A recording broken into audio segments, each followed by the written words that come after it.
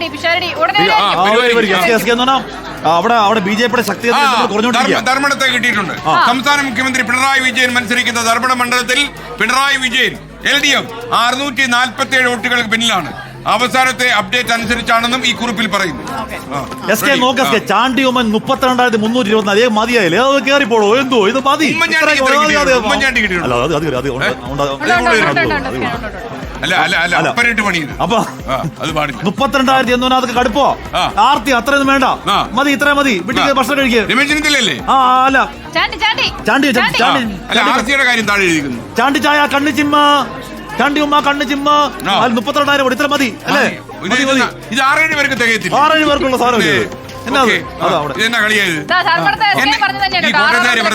എന്നാടാ ചാണ്ടി ഉമ്മ, എന്നതാടാ ഇത്? എന്താ ഇവിടെ പ്രതികരണം അറിയോ? അതായത് സുരേഷ് ഗോപിക്ക് ജനം കൊടുത്ത മറുപടിയാണ് തന്റെ വിജയമെന്ന് പറയുകയാണ് തൃശ്ശൂർ UDF സ്ഥാനാർത്ഥി രാജൻ പല്ലൻ. വലിയ ഭൂരിപക്ഷത്തിൽ വിജയിപ്പിച്ച തൃശ്ശൂരിലെ ജനങ്ങളെ സുരേഷ് ഗോപി തിരിഞ്ഞു നോക്കിയില്ല. അതാണ് BJP തൃശ്ശൂരിൽ 3ാം സ്ഥാനത്തേക്ക് പോയത്. തനിക്ക് ലഭിച്ച ഈ രാജൻ പല്ലൻ ജയിച്ചിരിക്കുമ്പോഴേ സുരേഷ് ഗോപി കിട്ടൊരു പണി കൊടുക്കണം. നൈസായിട്ട് കൊടുത്താൽ അത്രയും രാഷ്ട്രീയ വൈരം ഉണ്ടാവുമായിരിക്കും.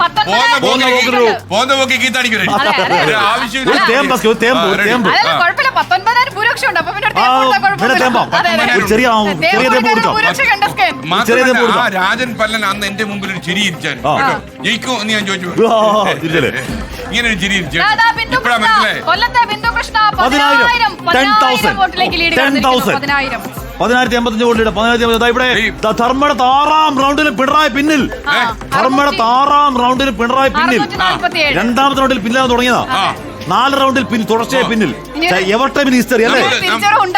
അയ്യോ, നമുക്ക് ആ കൊല്ലത്തെ കാര്യം ഒന്നുകൂടെ പറഞ്ഞാലോ? ബിന്ദു കൃഷ്ണ മുന്നിലാണ്. 10,000 വോട്ട്. ബിന്ദു കൃഷ്ണ സംഭവമൊക്കെ ഗംഭീരമായി. കൊച്ചിയിൽ 7 റൗണ്ട് പൂർത്തിയാക്കുമ്പോൾ മുഹമ്മദ് ഷിയാസ് 4,179 വോട്ടുകൾക്ക് മുന്നിൽ. നമ്മുടെ കുഞ്ഞികൃഷ്ണൻ 876 വോട്ടുകൾക്ക് മുന്നിലാണ്. TK Govindan 6,363 vote. നോക്കൂ എസ്കേൻ, ഇവിടെ പയ്യന്നൂർ എന്നൊക്കെ പറയുന്നത് ഇവിടെ വിറയ്ക്കുന്ന കോട്ടയാണ്. CPM അങ്ങേരത്തെ കൊടുങ്കോട്ട. അവിടെ വീഴ്ച, വീഴ്ച. ഗോവിന്ദൻ മാസ്റ്ററോട് ആരാ പറഞ്ഞു കൊടുത്ത് ഇയാളൊന്നും തറ പിടിക്കത്തില്ല? അയ്യോ, അതാ ജനവികാരം മനസ്സിലായിട്ടില്ല, ജനത്തെ മനസ്സിലായിട്ടില്ല.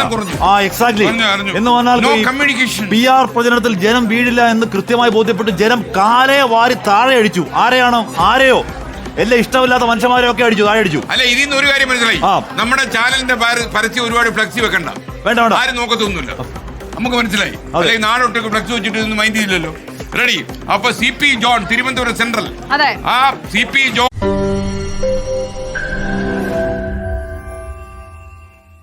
ലോകത്തെവിടെയായാലും ഏത് സമയത്തും 24 വാർത്തകളും ഓഗ്മെന്റഡ് റിയാലിറ്റി പാക്കേജുകളും എക്സ്പ്ലെയിനറുകളും വിശദമായി കാണാൻ ഞങ്ങളുടെ YouTube ചാനൽ നിങ്ങൾക്ക് സബ്സ്ക്രൈബ് ചെയ്യാം.